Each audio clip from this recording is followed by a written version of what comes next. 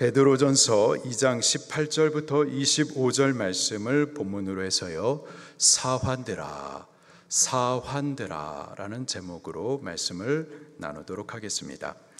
우리 신앙의 현장은 여기 교회 안에서만이 아니라 이방인들 중에서, 곧 이 세상 안에서이죠. 그곳에서 행실을 선하게 가져 우리를 악행한다고 오해하고 비방하는 자들, 그들에게 우리의 선한 일을 보여주는 겁니다. 오늘 본문은 특별히 이 세상에서, 직장에서, 직원으로서 보여주어야 할 선한 행실에 대하여서 가르쳐 주세요.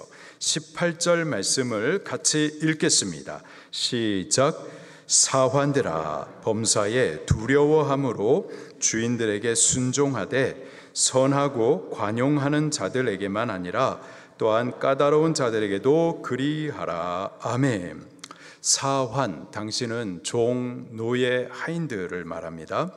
오늘날에는 직장의 직원을 적용하여 생각할 수가 있겠습니다. 그들에게 말씀하세요. 범사에 두려워함으로 주인들에게 순종하라. 우리 주인들에게, 직장의 사장님들에게 순종하되 범사에 두려워함으로 하라. 범사에 누구를 두려워해야 될까요? 여호와 하나님을 두려워하는 겁니다. 범사에 하나님을 두려워함으로 우리 사장님께 순종하라라는 거예요. 하나님께서 그 사장님을 내 위에 권위자로 세워주신 것을 인정하고 하나님께 순종하듯 사장님께 순종하는 겁니다. 우리가 하나님을 두려워함으로, 하나님을 공경하여서 우리 사장님께 순종할 때 그것은 사장님께만 순종하는 것이 아니라 사장님을 우리 위의 권위자로 세우신 하나님께 순종하는 것이 되는 겁니다. 그것이 또 직장에서 성도가 나타낼 선한 행실이라는 거예요. 사장님 중에서는 선하고 관용하는 분들도 계시지만은 까다로운 분들도 계시죠. 어떻게 해야 될까요? 선하고 관용하는 사장님들께 순종해야 되고 또 까다로운 사장님께도 순종하는 겁니다. 둘 다 하나님께서 세우신 권위자로 인정하고 둘 다에게 하나님을 두려워함으로 순종하는 거예요. 선하고 관용하는 사장님, 어떤 모습일까요? 직원들에게 인격적으로 대해 주시는 모습이겠죠. 또 직원들의 의견이나 필요에 대해서 귀 기울여 들으시고 또 잘 반영해 주시는 겁니다. 또 내가 아직 비정규직 직원이에요. 그럼에도 불구하고 존중해 주고 잘 대우해 주고, 그리고 정규직 기회가 있으면 적극적으로 제공해 주시는 겁니다. 또 잘하고 성실하게 일하면은 인정도 해주시고 또 칭찬도 해주시고 또 실적을 올리면은 또 그거에 맞게끔 통 크게 성과급도 올려주시는 거죠. 실수할 때에 그때 감정적으로 우리를 대하기보다는 만회할 수 있도록 다시 한번 기회를 주는 겁니다. 처음부터 잘하지 못할 때니까 업무를 잘 배우기까지 좀 기다려 주시는 거죠. 그리고 퇴근 시간 좀 잘 맞춰서 가정과 시간을 가질 수 있도록 하는 이런 모습들도 좋은 사장님들의 모습일 거예요. 또 사장님이 아닌 학교 선생님의 경우, 학생들 각자의 사정이 있을 거고 또 능력들이 다를 텐데 각자의 시각에 맞추어져서 최선을 다해서 그들을 돕고 또 지도해 주시는 겁니다. 공무원이면은요, 민원을 친절히 잘 받기도 하고 해결해 주기도 하는 거죠. 군대에서 상급자면은요, 부하에 대해서 위에서 막 억압하기보다는 앞에서 길을 만들고 또 이끌어 가는 겁니다. 이게 선하고 관용 있는 사장님들의 모습일 거예요. 자, 그런데 여러분, 이런 사장님 보신 적 있으세요? 여러분들 주변에 이런 사장님 만나보셨습니까? 우리 교회에도 사장님들이 여럿 계시는데 여러분들이 선하고 관용 있는 사장님들이 되시기를 예수님 이름으로 부탁합니다. 이방인들 가운데에서, 세상 가운데서 이렇게 선하고 관용 있는 사장님이 되셔서 성도의 선한 행실을 보여주시는 거예요. 그렇게 하시기를 예수님 이름으로 축원합니다.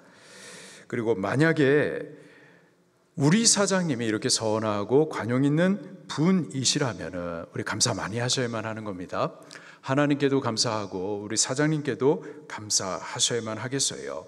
그리고 혹 선하고 관용하시는 사장님이다 해가지고 가볍게 여기거나 순종하기를 게을리해서는 안 되고요.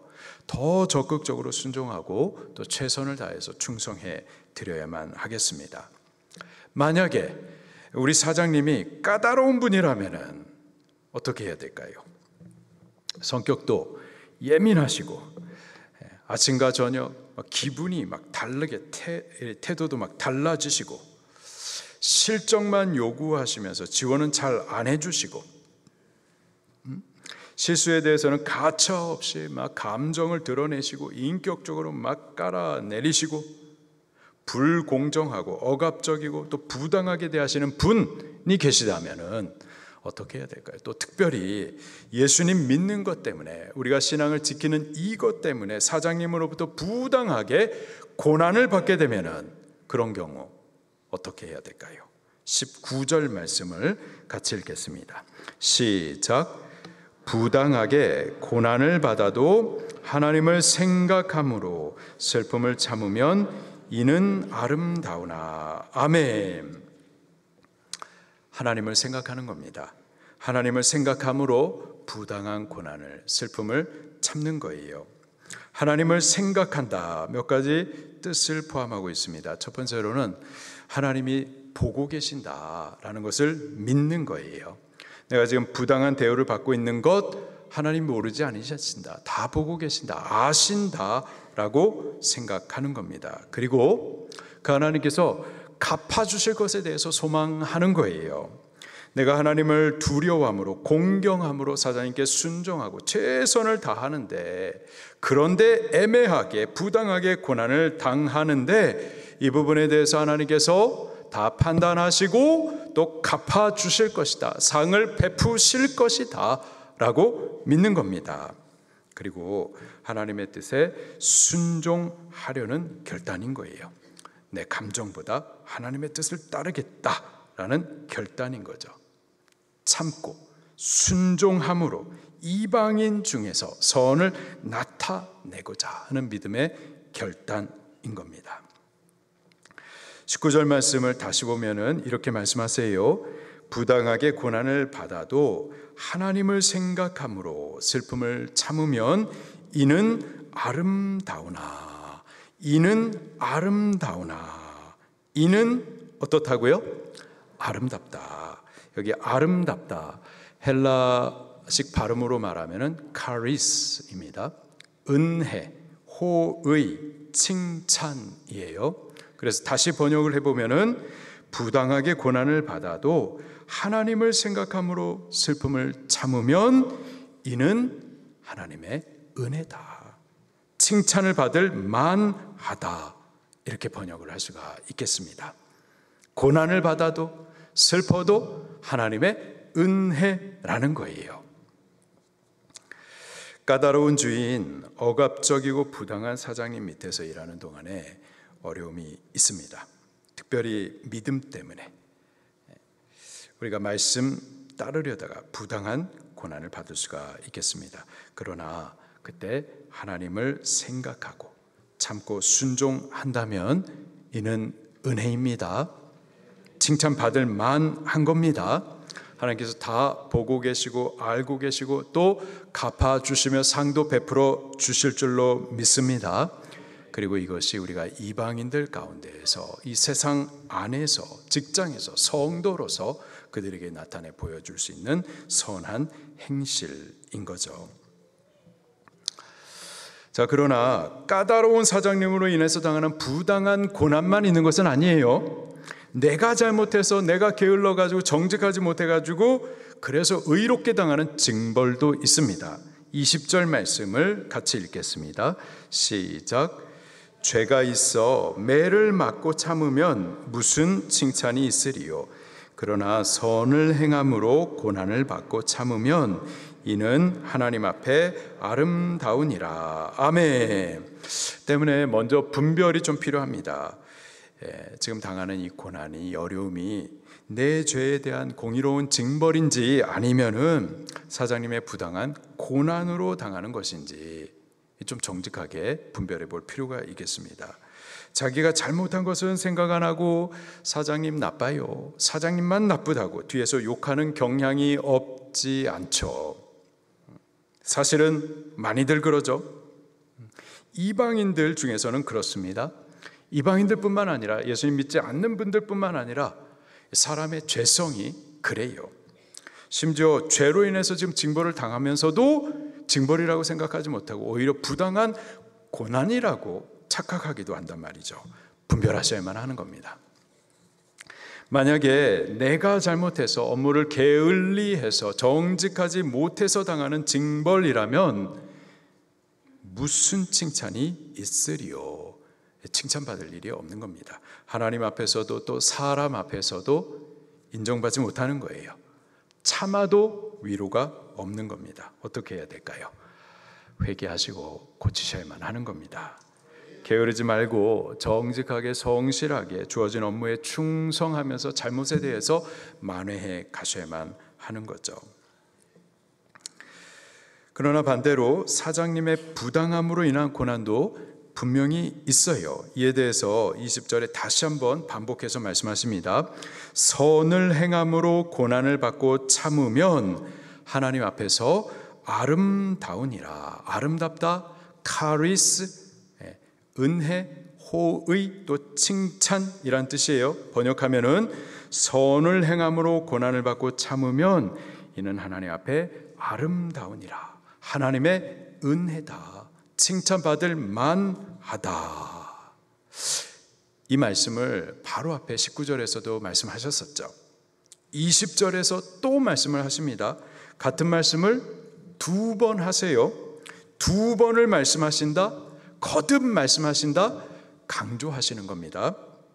성도가 이방인들 가운데서 선을 행하는 것, 선을 행함으로 고난을 받는 것, 그때 하나님을 생각함으로 참는 것, 그것이 우리를 향한 하나님의 뜻이라는 거예요.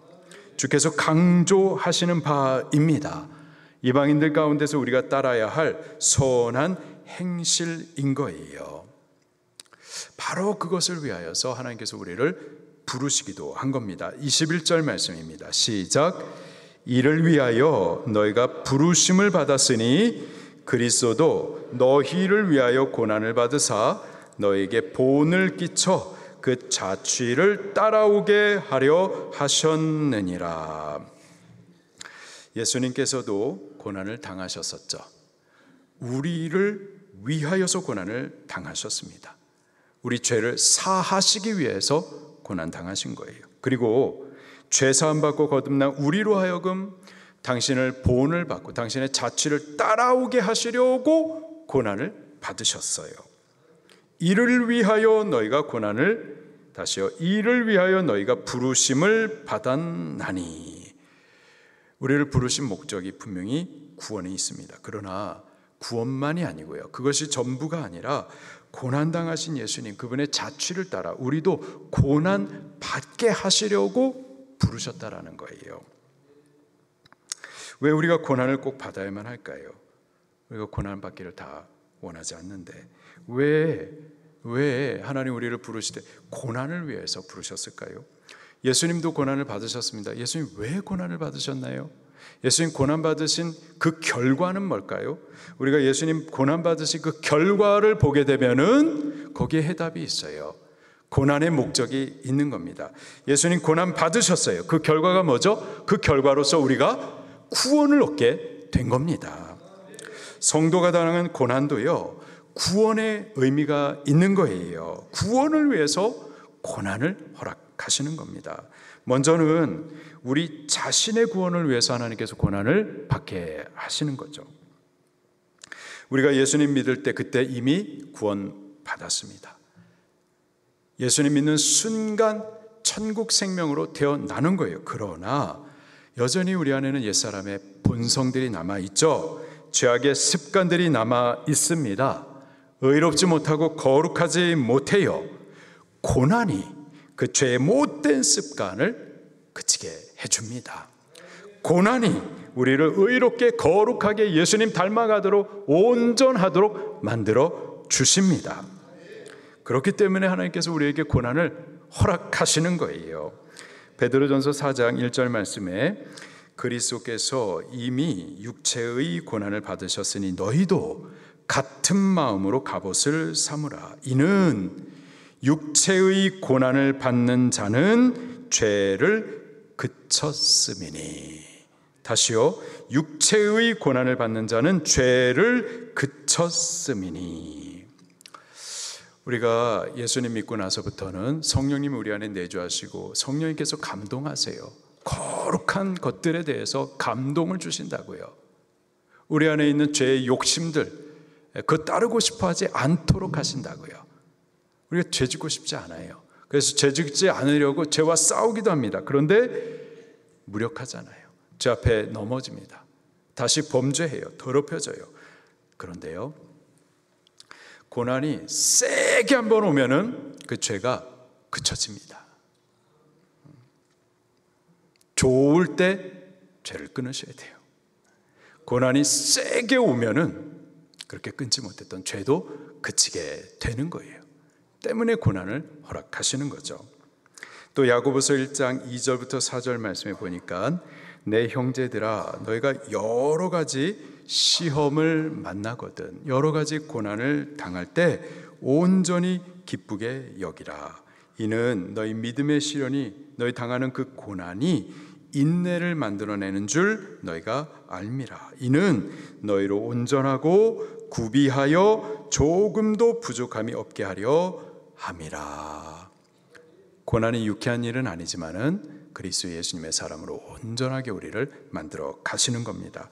베드로전서 1장 6절과 7절 말씀에도 너희가 이제 여러 가지 시험으로 말미암아 잠깐 근심하게 되지 않을 수 없으나 그리스도 예수께서 나타나실 때 칭찬과 영광과 존귀를 얻게 하려 함이라. 아멘. 고난이 어렵습니다. 유쾌한 일이 아니에요. 피하고 싶어요. 그러나 고난이 우리 안에 있는 그 죄를 그치게 해 주십니다. 의롭게 거룩하게 온전하게 그리스도의 사람으로 만들어 가세요.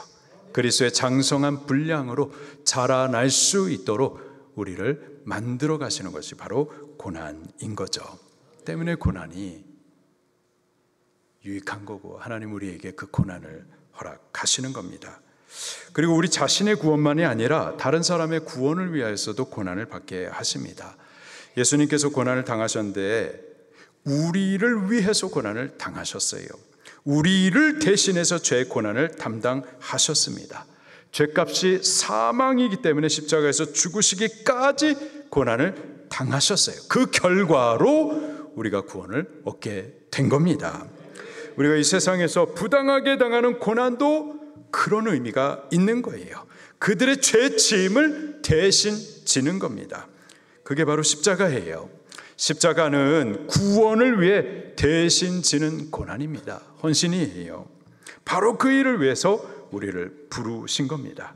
예수님의 자취를 따라서 고난의 십자가 짊어지고 그들을 대신해서 고난을 당하는 거죠. 그리고 그 결과로 그들 구원을 이루어 주는 거예요. 고난이 큽니다. 무겁습니다. 그러나 구원은요, 비교할 수 없이 더 크고 영광스럽습니다. 이방인 가운데 특별히 직장에서 까다롭고 억압적인 사장님 밑에서 믿음을 지키고 선을 행하다가 당하는 고난, 그 부당한 고난으로 인해서 마음이 무겁습니다. 어렵습니다. 우리 그때 하나님을 생각하십시다. 우리를 부르신 소명을 기억하십시다. 예수님 자취를 따라서 그분이 고난당한 본을 따라서 고난을 당하되 구원을 목적하여서 참아내십시다. 22절 말씀부터 보게 되면은 예수님께서 우리에게 보여주신 본, 우리가 따라가야 될 예수님의 자취가 무엇인지, 고난당할 때 예수님 어떻게 하셨는지, 우리는 또 어떻게 해야 되는 건지를 조금 더 자세하게 가르쳐 주세요. 22절 말씀을 같이 읽겠습니다. 시작. 그는 죄를 범하지 아니하시고 그 입에 거짓도 없으시며. 예수님은 죄를 범치 않으셨습니다. 입술로도 불의한 말, 거짓된 말을 하지 않으셨어요. 우리가 고난 당할 때, 특별히 부당한 고난을 당할 때 분노하기 쉽습니다. 원망과 불평의 말들이 쏟아져 나오기 쉬워요. 사장님께 일어나가지고 막 따지고 싶고 뒤에서는 욕하고 싶어요. 이방인들은 그렇습니다. 세상 사람들은 그래요. 그러나 우리는 세상 사람이 아니죠. 구별된 성도들이죠. 그들과는 달라야만 하는 거죠. 이방인 중에서 선을 나타내야만 하는 겁니다. 불평과 원망의 말보다는 찬송과 축복의 말이 우리 입에 가득해야만 할 줄로 믿습니다. 23절 말씀도 읽겠습니다. 시작. 욕을 당하시되 맞대어 욕하지 아니하시고 고난을 당하시되 위협하지 아니하시고 오직 공의로 심판하시는 이에게 부탁하시며. 예수님께서도 고난도 당하시고 또 모욕도 당하셨어요. 너가 하나님의 아들이라며, 너 다른 사람들을 구원한다며, 너 자신을 좀 구원해봐, 십자가에서 내려와봐, 그러면 내가 믿어줄게. 조롱을 당하셨습니다. 우리도 비슷한 조롱을 당하죠.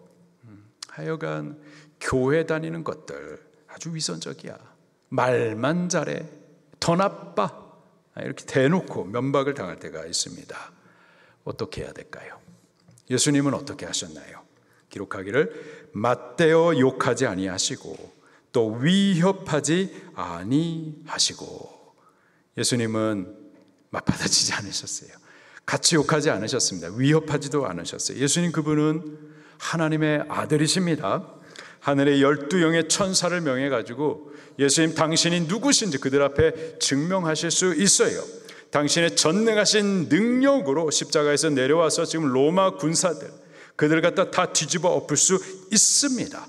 그리고 아까 조롱하는 걔네들, 그들에게 가가지고 야, 너 아까 전에 뭐라고 말했어? 다시 한번 말해. 따질 수도 있으세요. 그러나 그렇게 하지 않으셨어요. 맞대어 욕하지 않으셨습니다. 위협하지도 않으셨어요. 그냥 그 고난을 받아들이셨습니다. 침묵하셨습니다. 그리고 오직 공의로 심판하시는 하나님께 맡기셨습니다. 하나님 계십니다. 그분은 공의로우신 심판자세요. 모든 불의하고 부당한 일들에 대해서 판단하십니다. 불의한 자들, 불법한 자들 반드시 형벌하세요. 의로운 자, 믿음으로 인내하며 참는 자들 반드시 상을 베풀어 주시는 겁니다. 우리는 그 하나님을 생각해야만 하는 거예요. 하나님이 계시다, 그가 다 알고 계시다, 보고 계시다, 그가 갚으신다, 베푸신다, 그 하나님께 맡겨드리는 겁니다. 24절 25절 말씀도 보겠습니다. 시작. 친히 나무에 달려 그 몸으로 우리 죄를 담당하셨으니 이는 우리로 죄에 대하여 죽고 의에 대하여 살게 하려 하심이라. 그가 채찍에 맞음으로 너희는 나음을 얻었나니 너희가 전에는 양과 같이 길을 잃었더니 이제는 너희 영혼의 목자와 감독 되신 이에게 돌아왔느니라. 예수님께서 고난 당하셨습니다. 몸으로 우리의 죄를 담당하셨어요. 그 십자가에서 죽으셨습니다. 그리고 그 결과로 우리는 죄에 대해서 죽고 의에 대해서 살아났어요. 그가 채찍에 맞으심으로 우리는 나음을 얻게 되었습니다. 전에는 길 잃은 양이었어요. 들짐승들에게 물리고 찢기고 상하고 저주스럽게 살다 결국 지옥 가야만 했어요. 그러나 지금은 예수님의 고난으로 인하여서 여호와의 기르심을 받는 양이 됐습니다. 예수님의 고난으로 인하여서, 그가 죄 없으신데 고난 당하심으로 인하여서 죄인 우리는 구원을 얻게 된 거죠. 고난의 의미는 바로 거기에 있는 겁니다. 다른 사람들의 구원이 있는 거예요. 하나님은 우리를 이 세상으로 이방인들 중에 보내십니다. 그곳에서 선을 나타내라고 보내시는 거죠. 특별히 직장에 직원으로 보내십니다. 거기서 선하고 관용하는 사장님이든 까다로운 사장님이든 하나님을 두려워함으로 하나님께서 그들을 우리 위에 권세자로 세우심을 인정하며 하나님께 순종하듯 그들에게 순종하는 거예요. 우리가 선을 행하고 힘써 순종하는데도 불구하고 부당하게 고난을 당하는 경우들이 있습니다. 어떻게 해야 될까요? 그때 우리 하나님을 생각하십시다. 그리고 우리를 부르신 소명도 기억하십시다. 예수님께서 고난당하신 그 본을 따라서, 그분의 자취를 따라서 그가 고난당하심으로 우리의 구원이 이루어진 것처럼 우리가 부당하게 당하는 이 고난으로 인하여서 누군가의 구원이 이루어질 것을 기억하시면서 부당한 고난 당할 때 우리 하나님을 생각하며 또 부르심의 소명을 따라서 믿음으로 참아갈 수 있기를, 그렇게 이번 한 주간을 살아갈 수 있기를 예수님 이름으로 축원합니다. 말씀 붙들고 통성으로 기도하시겠습니다.